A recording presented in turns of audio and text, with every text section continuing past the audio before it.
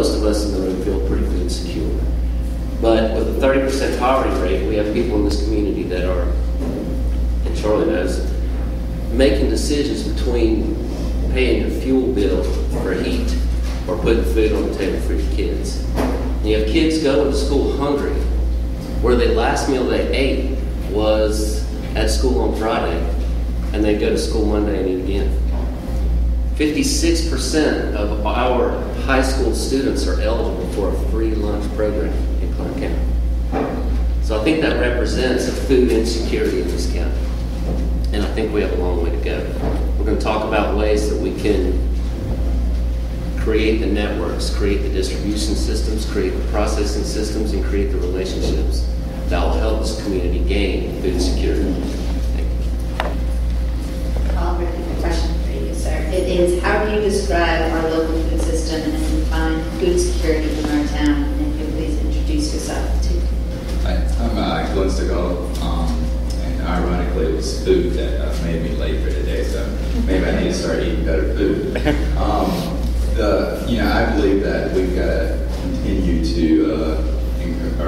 increase access to food, especially just like Spencer just said, with our 30% poverty rating. There's a lot of people who really don't have access to quality food that, it's not just McDonald's every day for their kids, something that they can actually produce that's healthy.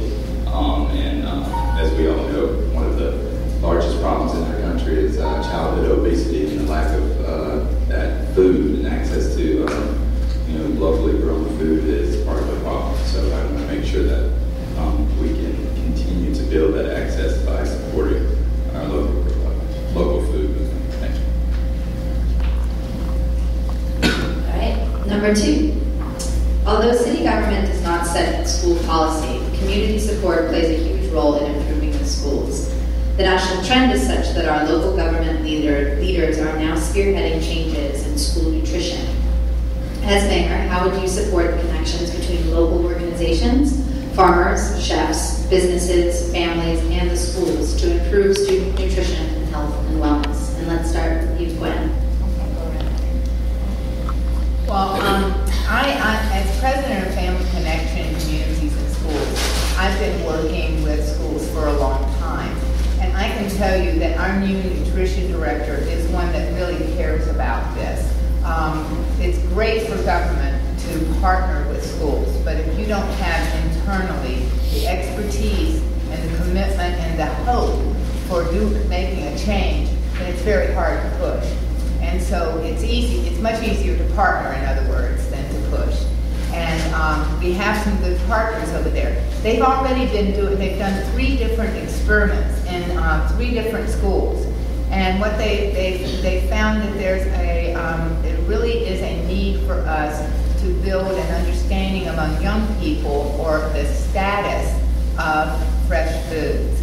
Because now their old habits are carrying over into their lunch, and that they're used to holding their meal in a hand and literally walking around. A lot of these young people have not been acclimated to a home that sat down together and ate.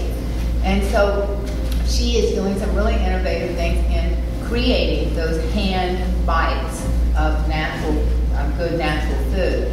But if she were here, I think she would say that she threw away a lot of green stuff in the first trials. But there's a commitment there, and I think that our community can broaden that commitment by placing, for instance, the USDA foods that we delivered this morning. That's where a large bulk of their foods are coming from. This one woman was talking about how she had cooked cheese all week because she had gotten a big chunk of the cheese.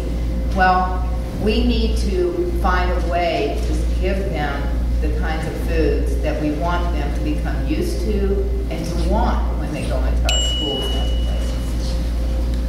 What we need to do as local government is build a relationship with the school board and with the administration therein. We need to let them know that we are not the adversary, we're not there to try to run that. But when we build a relationship, then our input becomes more valuable. Once we do that, then we can look at the solution and assist them in solving the problem. They do recognize some of the problems, but with limited resources, they're not able to address them all. I think as partners in this, where we can reach out to other organizations that can do this. We did this with one school problem here through the food bank. We reached out to the junior league, and we involved them in a project where we started getting food to kids. The kids that were going home on Friday, not eating till Monday, they come to school on Monday and Tuesday, they're hungry. Well, now we have a program where we partner with the junior league, where the government should somehow try to seek those partnerships, where we now provide a carry-home meal for these kids to last through the weekend. And then when they come back on Monday, eat breakfast is not the most important thing on their schedule. So it will take relationship building where we're not trying to infringe upon that responsibility, but we're just taking up a partnership role. And when we do that, we can come to a workable solution that together we can. And that's what I say we all do. I think the mayor's position in the role in this community is to be a liaison between all the groups. This is one of the activities that the mayor can do. Create councils. We probably need to go ahead and appoint and empower a food policy council as an arm of the government to shape our local food policy. I think the mayor could be a person that would look into our community garden opportunities on surplus county property. I don't know if that's possible or not, but I think we need to look into that. The more opportunities that we have for folks to get to the idea of where their food comes from, the more opportunities they're going to choose healthy foods to consume. And the mayor is an advocate. I think currently, right now, they meet with the school board twice a year, and they make sure they're on the same page, and they make sure they're working together. And I think monthly, our higher administrative officials of both ACC and the Clark County School District meets together already. So these relationships are in place. We need to continue these relationships and make sure that our kids are getting the nutrition and the education about the nutrition they need. I think it's important for us to encourage what kids actually get at school. They get a nutritious meal. It's part of, for the most part.